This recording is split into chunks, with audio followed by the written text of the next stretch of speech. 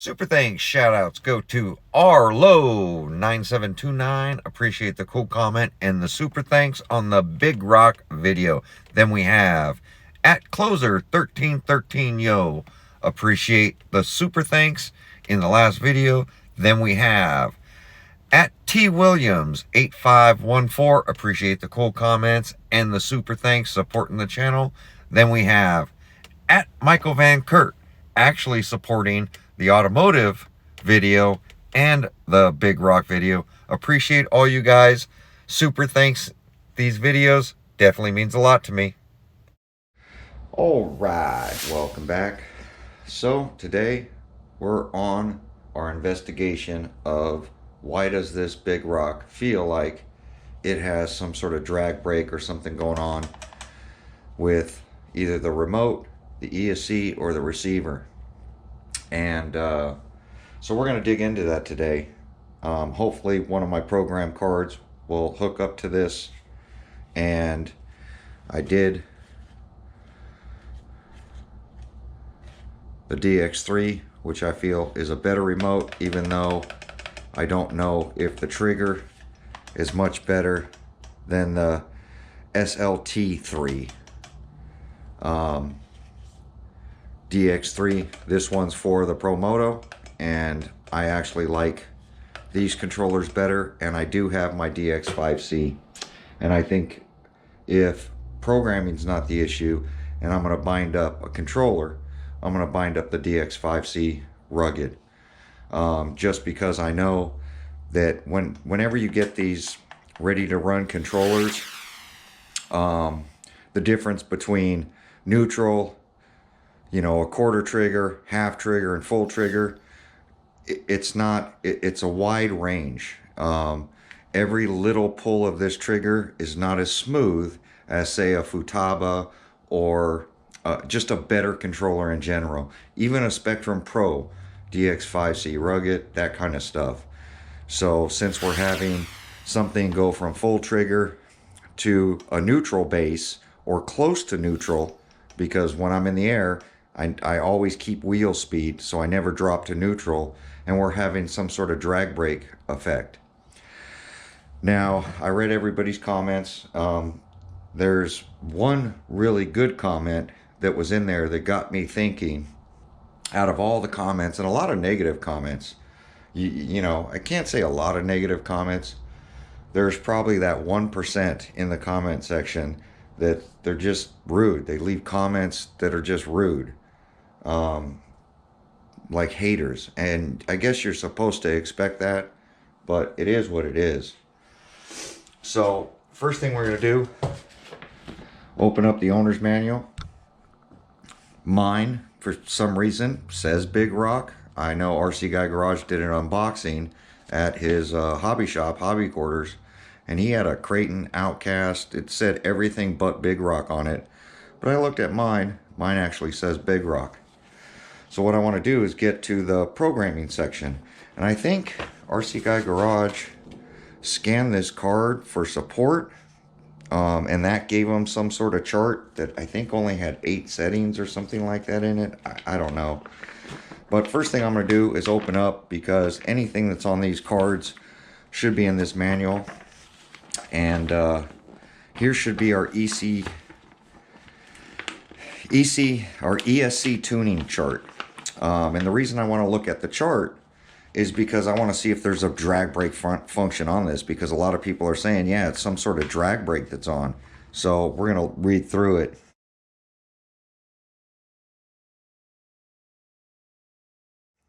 So number one, I'll put a screenshot up of this chart so you guys can look at it. But number one says running mode, and it's in 3 different languages. 2, drag brake force. So there is a drag brake function, and it should be set to 0%. Number 3, low voltage cutoff. Anything that's in gray is where it should be set. So number 3 was low voltage cut, is set to level 4. Punch setting is actually set to level 4 out of 9.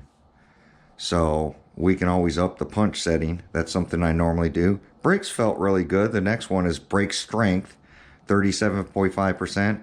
Brakes feel good to me, so I'm going to leave them alone.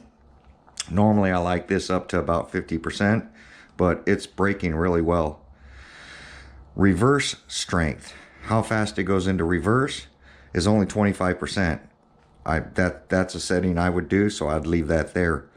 Here's one, number 7, neutral range, and this is the one I'm very concerned about because this is at the lowest setting, and it says 6% narrow.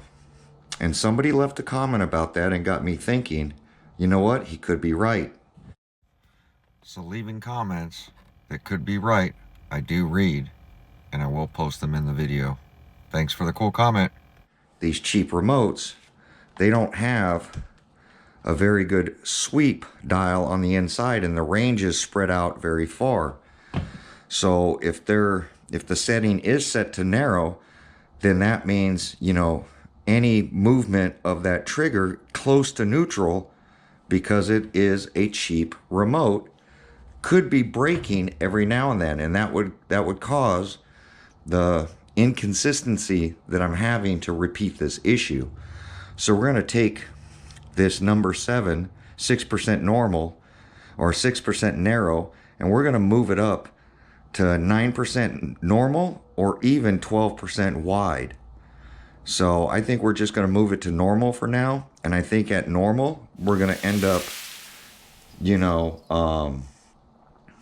not having the issue of getting close to neutral and this thing nosediving like we're applying the brakes. I have a feeling when we're getting close to neutral, it's literally applying the brakes every now and then realize, wait, I shouldn't be applying the brakes. Let me go into neutral. And I think that's what's going on. Oh, I nailed the trigger and the front would not come up.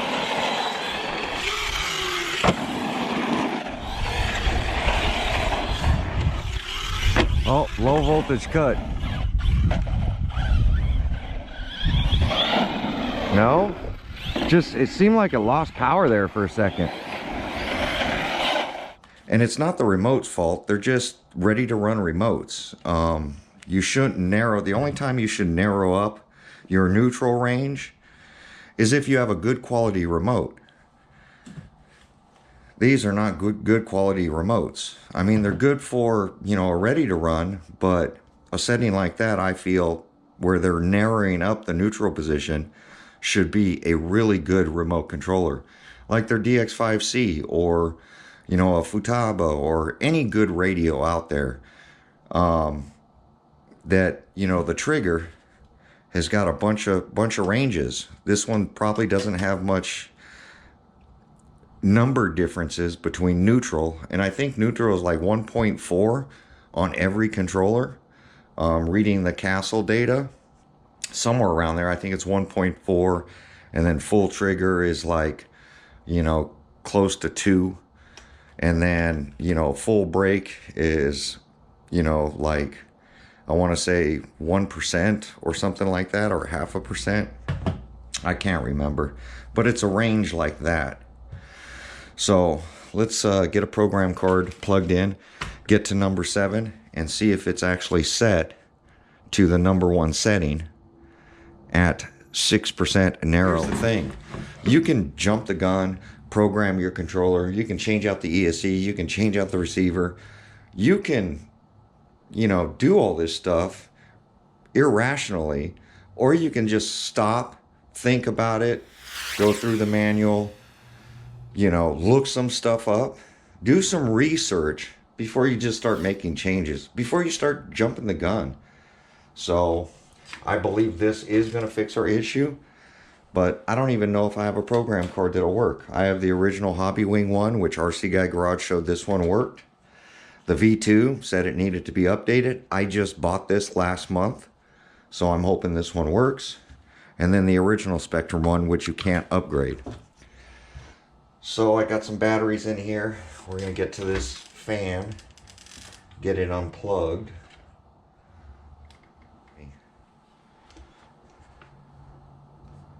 So let's plug in this V2.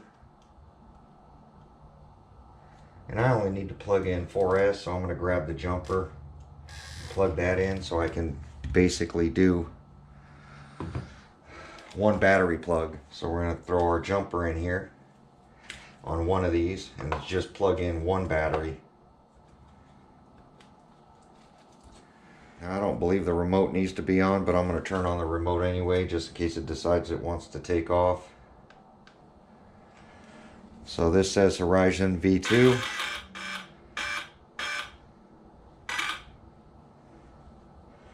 Select.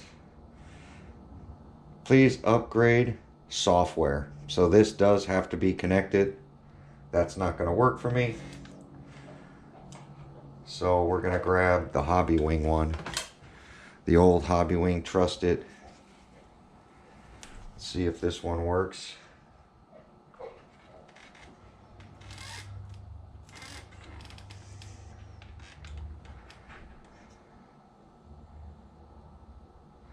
So let's see, I'm going to grab the chart. This one does work. Just the original old Hobby Wing one, which you think you buy a smart card that it would have the basic Hobby Wing stuff in here. So number 1 says it's set to 2, and it is. Number 2 says it's set to 1, that's correct. Number 3 says it's set to number 4, that's correct. That's our low voltage cut, which I'm probably going to lower that down to 3.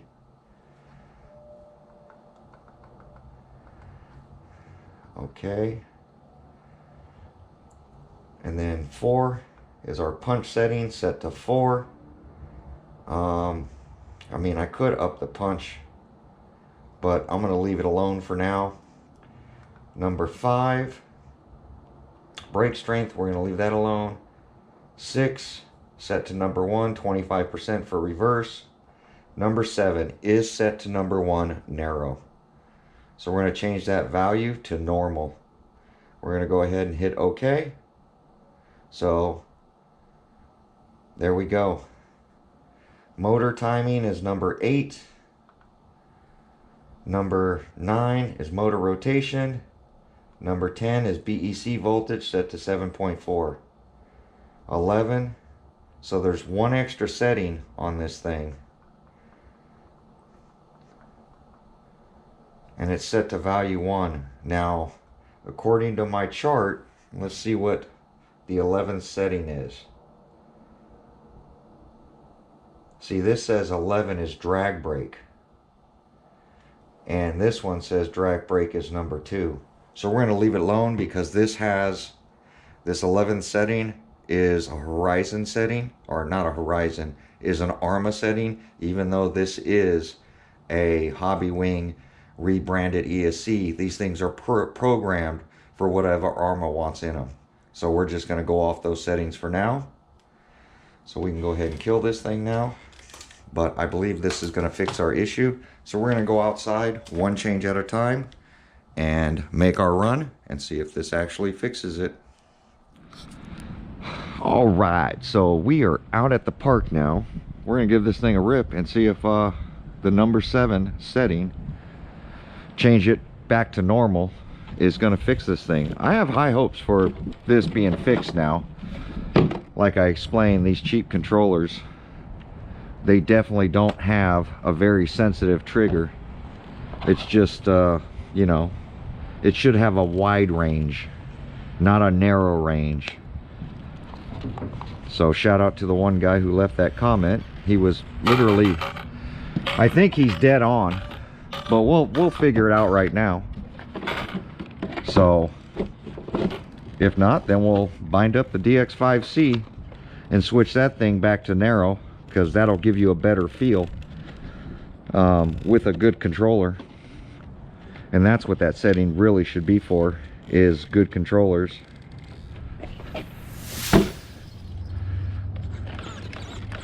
Steering's still working, which is good. Oh, that body. I got the batteries a little farther back today. Steering rate all the way up, throttle trigger, throttle. Make sure that thing's set to neutral. when it flashes red.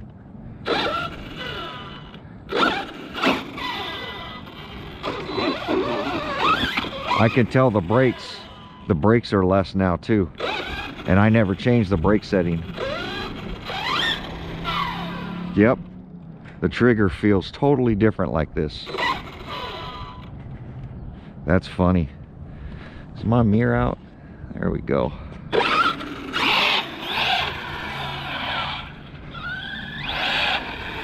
Oh look, it's picking up the front wheels.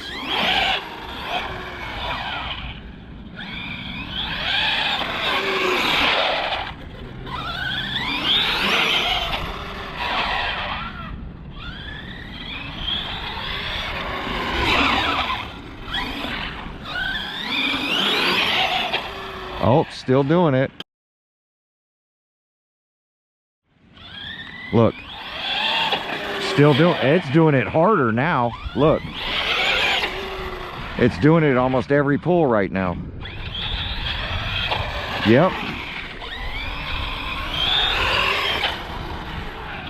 Oh, me and those cones. Didn't do it that time. Didn't do it that time.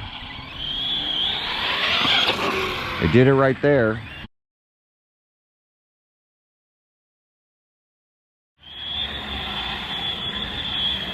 Oh, still doing it.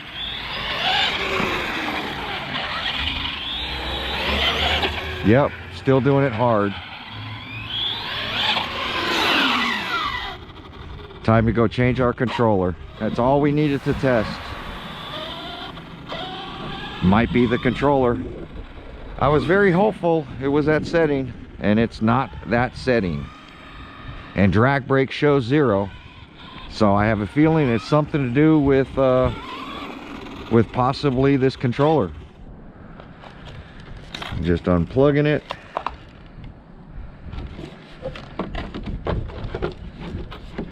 Get everything powered off.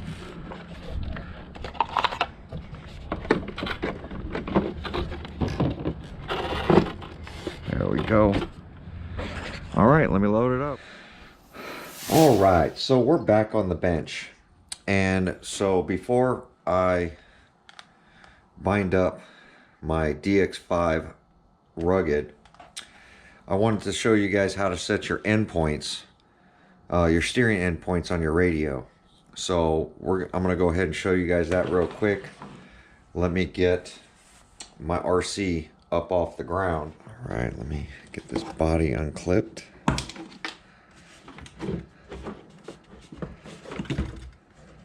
Let me put the jumper into one of these. I like to do all my programming and tuning on one battery rather than two. So the first thing you're going to want to do is power up your radio. So you're going to go full brake and then full right steering. And then when you do that, power it up. And you should have that blinking deal. Then we're going to go ahead and power up the RC.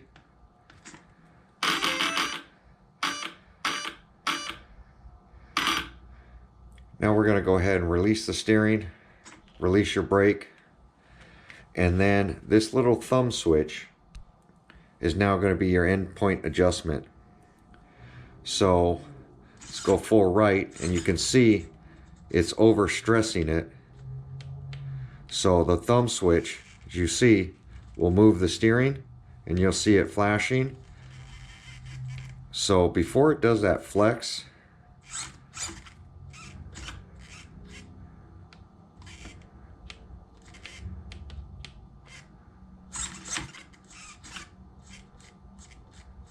you want to get that flex out of there.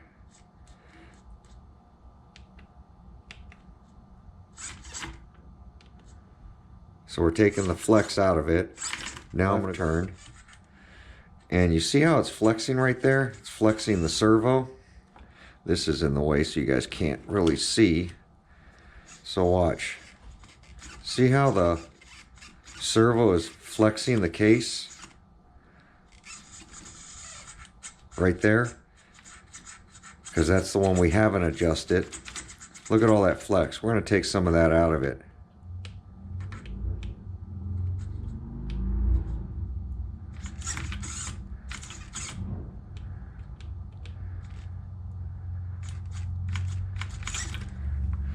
Let's get that out of there.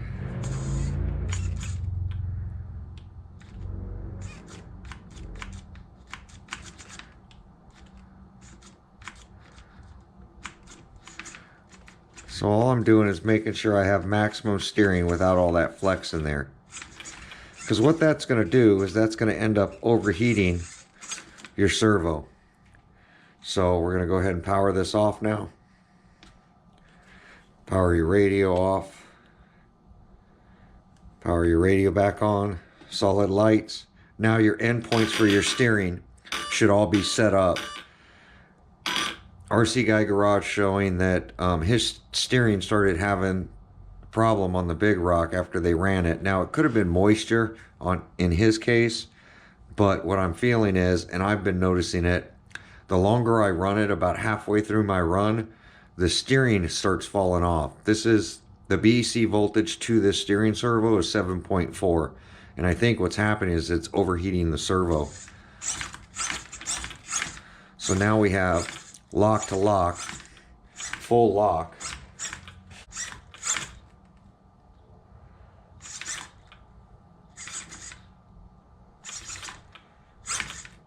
In both directions without overheating the servo. So I just wanted to show you guys that before I get rid of this remote. And it's the same with the DX3 as it is the SLT3. All right, now that we got our steering trim set, let's go ahead and calibrate our throttle trigger.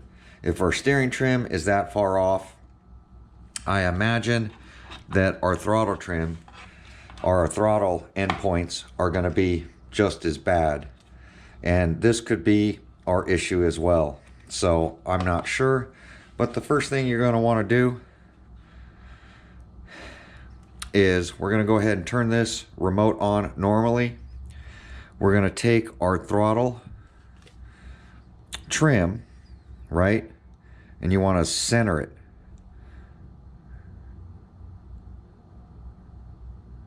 So basically, the arrow straight up, when that light blinks, that's your center. So now once you got your throttle centered, what we're going to do, hold down your set button. You're going to hold your power button.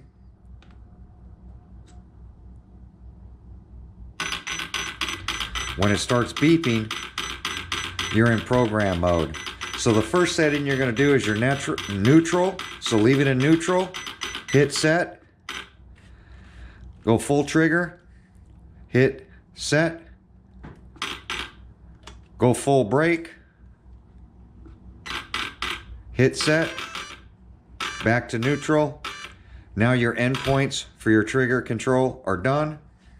And the RC should work again. So we're going to turn it off. Oh. Power it on.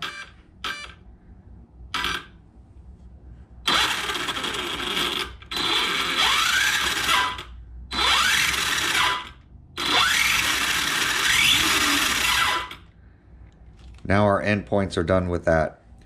Now that I went ahead and recalibrated this controller, we're going to go out and test it one more time.